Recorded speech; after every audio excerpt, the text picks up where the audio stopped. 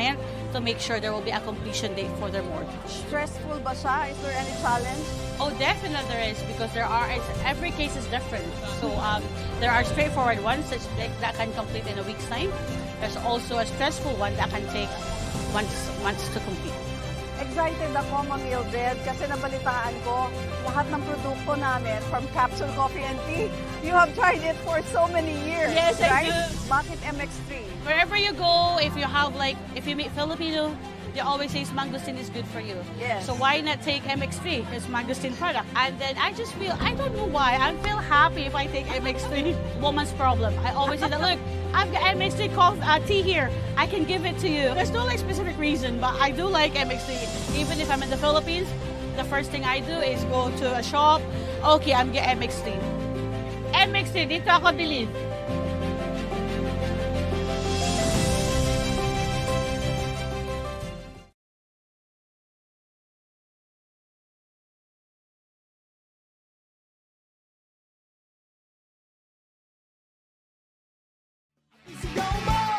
Same, pero iba. Wag mo sabihin radyo, sabihin mo energy.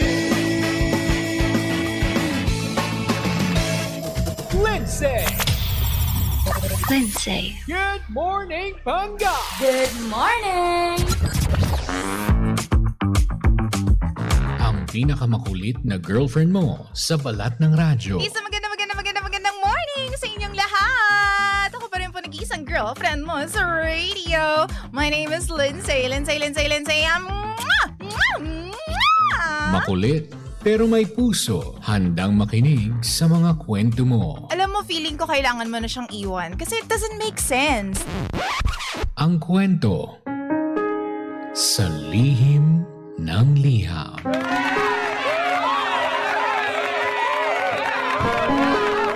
Mahal kong Lindsay.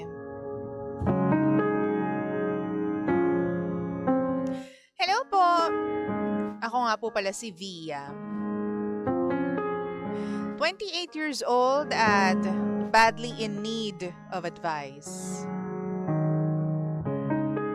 Gusto ko lamang pong marinig ang masasabi ng mga nakikinig dito sa Energy FM. Kasi hirap na po ako.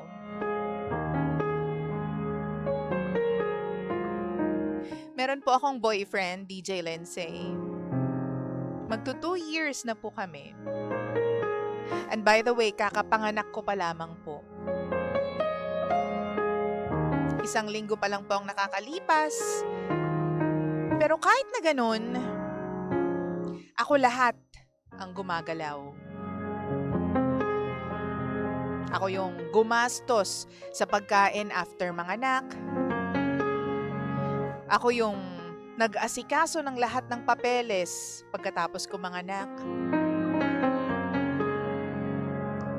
Ang pinakamabigat dito, financially, ako pa rin po ang inaasahan ng boyfriend ko.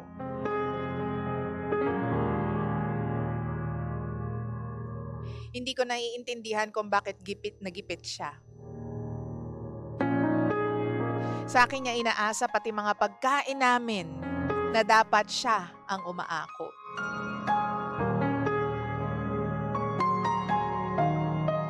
Kung napapataas na po yung kilay ninyo doon, meron pa. May mas malala pa. Sobrang babaero po ng boyfriend ko.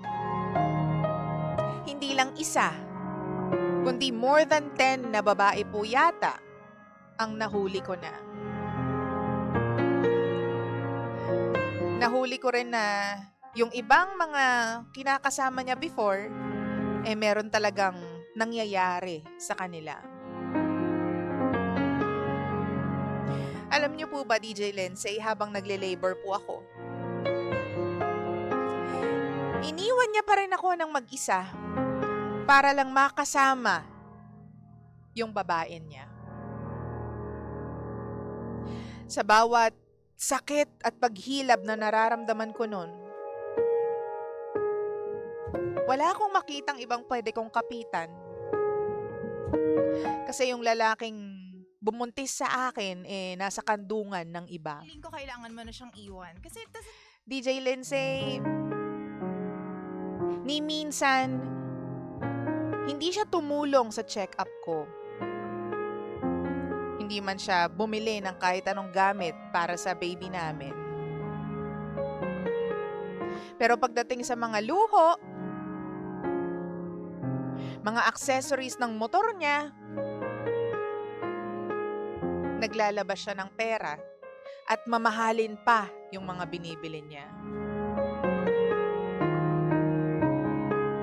Pagdating sa akin, palagi siyang walang pera.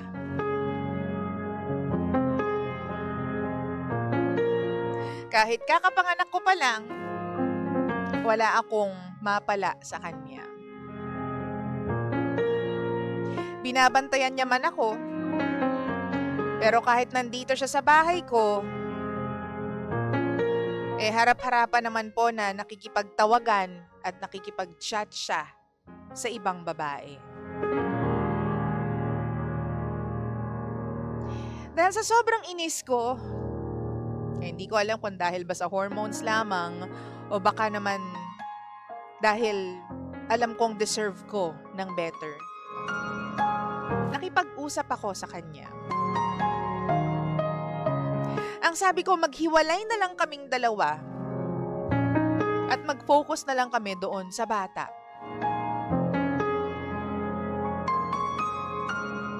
Pero parang hindi niya naman ako sineryoso nun. Pinaliwala niya yung sinabi ko.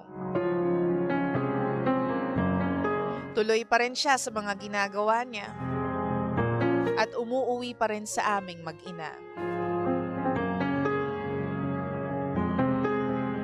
1 week matapos ko pong manganak,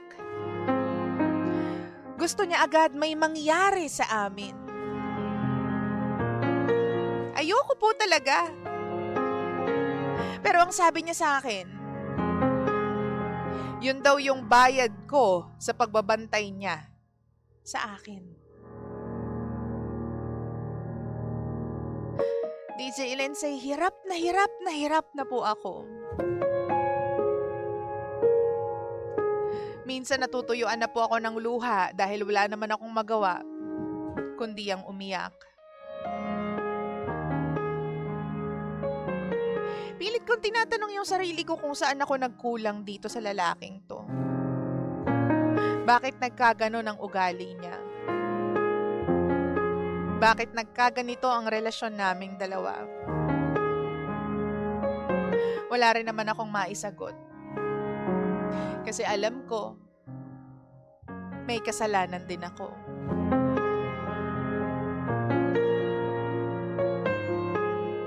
Ang sabi niya sa akin, hindi ko naman mahal yung mga babaeng yon. Pero DJ Lindsay, kahit paanong sabihin niya,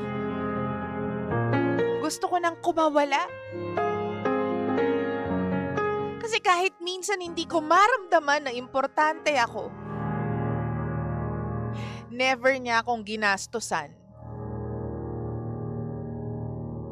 Minsan nililibre niya ako ng ulam pero pagkatapos, uutangan pa din ako.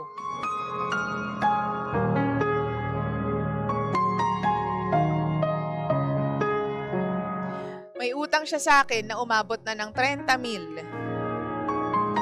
Pero ayaw niya pang bayaran. Ngayon, DJ Lindsay, kapag wala akong pera, wala naman akong malapitan dahil wala dito ang pamilya ko.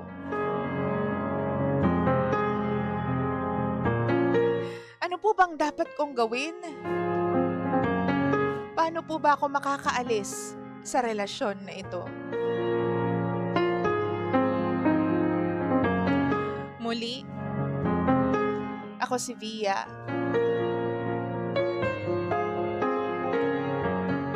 At ito ang lihim ng aking liham.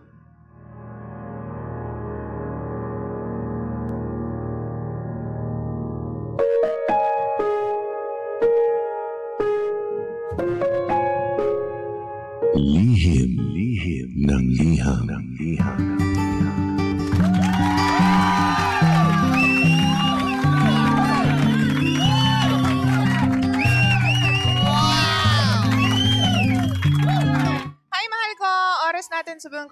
everyone. Check your time. 16 Cambots. Makaraan po ang alas 9 ng nagmamagandang umaga. 9:16 on the clock. Ikaw pa rin po ay nakikinig sa istasyong same, pero... Pangga, we are number 1. 06.7 Energy FM. Pangga, wag mo sabihin radyo. Sabihin mo... Pwede ba i-request natin na medyo i-zoom out nyo ng konti yung camera?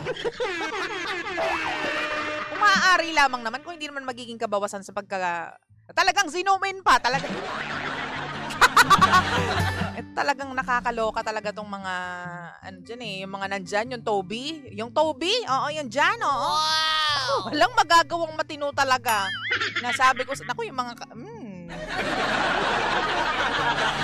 Ay, maraming salamat ha. Nandiyan yung mga ating mga interns for today. Uy, mahal ko, syempre, ito pa rin po ang lihim ng lihamang programang wala kang matututunan pero meron kang mararamdaman. Ano ang feeling natin ngayon?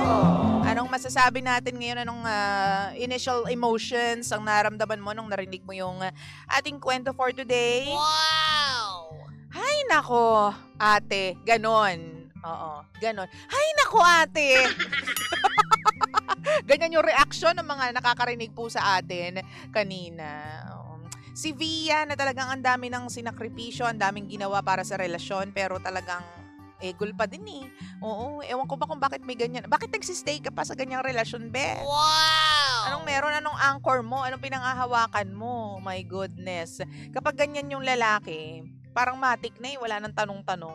Actually, kapag buntis ka or alam mo na nasa early stages ka pa lang ng pregnancy, tapos alam mong hindi supportive yung lalaki, alam mo na eh, na magiging mahirap yung pagbubuntis mo, no? Magiging mahirap para sa inyo ng anak mo, oo, yung pagbubuntis. Ay nako, sabi dito ni Leslie Pascual, nakakainis! Feeling natin sa kwento for today, DJ Luis. Actually, no? Nakakainis yung kwento, pero naaawa ako dun sa babae kasi syempre, alam niyo naman, kakapanganak pa lang natin at alam natin yung dinadanas ng mga buntis, yung mga nanganak, hindi talaga madali. Tapos dagdagan parang ganyang, 'di ba? Ganyang lalaking wala namang wawa. Wow! Parang naging lalaki lang siya pero wala siyang silbi, be. Diba? Ano bang masasabi mo? Let me know in the comment section at sabihin mo sa akin kung anong nararamdaman mo. Basahin natin on the air. Mahal ko pang kabibi ko, ha? Siyempre, we are live on Facebook, facebook.com/energyfm1067.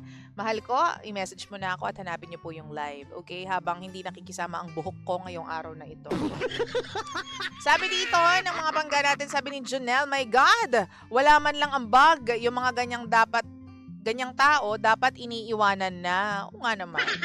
Sabi ni Grace, selfish at walang kwentang lalaki yung minahal mo. Tinotolerate mo na lang kasi mahal mo, di ba? Sobrang sama ng ugali niyan. Kahit alam niya nakakapanganak mo pa lang, gusto niyang gamitin ka na agad. Ano ba namang klaseng lalaki yan? Hindi ka mahal niyan, iwan mo na yung lalaking yan. Once and for all, sabihin mo na sa kanya na tapos na kayo sa relasyon ninyo, period. Sabi naman po ni Vance, hiwalayan mo na yan, hindi healthy ang pagsasama ninyong dalawa. Wow! Sabi ni Josa, if you have kamag-anak or family na pwede mo pang puntahan, go with your anak na. Huwag kang matakot kasi ikaw din naman yung nagsabi na halos wala siyang ambag sa buhay ninyo. Mag-move forward for yourself and for your baby. Hoy! Ikabibigat ng buhay mo yung ganyang lalaki. Totoo ka naman dyan. Sabi naman po dito ng pangga natin, nasa na yung mga pangga natin dito na talagang Gina G kayo mag-comment Fairness, gusto natin yan. Mahal ko pangga ko. Sabi ni Merlin, hulaan ko nung oras dyan. Mag-aalas 5 pa lang. Iwanan mo na yan at mag-focus ka na lang sa anak ninyo. Hindi naman siya kawalan. Kasi simula naman noon, ikaw pa rin ang kumikilos at gumagastos. Hindi mo siya kailangan, kaya umalis ka na dyan, kaya yang ganyan kasi tinotolerate mo. Totoo naman. You deserve what you tolerate, sabi nga nila, no, pangga? Wow! Sabi naman ni Arch, isa sa mga pet peeves ko ay yung lalaking walang backbone. Call me old-fashioned, pero dapat ang lalaki ang magpo-provide para sa pamilya. Huwag mong pag-aksayahan ng oras yan. Hindi siya malaking kawalan. You don't need a worthless womanizer to be your partner in raising your child. Hindi ka nagkulang. Hindi lang talaga siya ang para sa iyo. Hindi talaga magiging uso para sa akin at magiging cool yung lalaking merong multiple woman sa kanyang buhay, no? Multiple women sa kanyang buhay. Kung ano mas, sige, gamitin mo kahit anong gusto mo. Hindi kasi, sa feeling ko, alam niya naman talaga kung anong gagawin niya, pero naghahanap lang siya ng validation, ng tamang gawin, or ng parang go signal from other people na this is what you have to do, and you do it now. Parang feeling ko, ganyan yung gusto mangyari ni Via, no? Sabi ni Joy, so 2 years ka nang niloloko, pero sige ka pa rin. Iwanan mo na lang. Kasi wala namang dapat sabihin pa. Kung work from home ka, mas madali kang makakaalis. Pwede ka mag-work anywhere. Uwi ka sa mga relatives mo or any close friends that you have. Don't be afraid to start again. Your mental health is more important than him.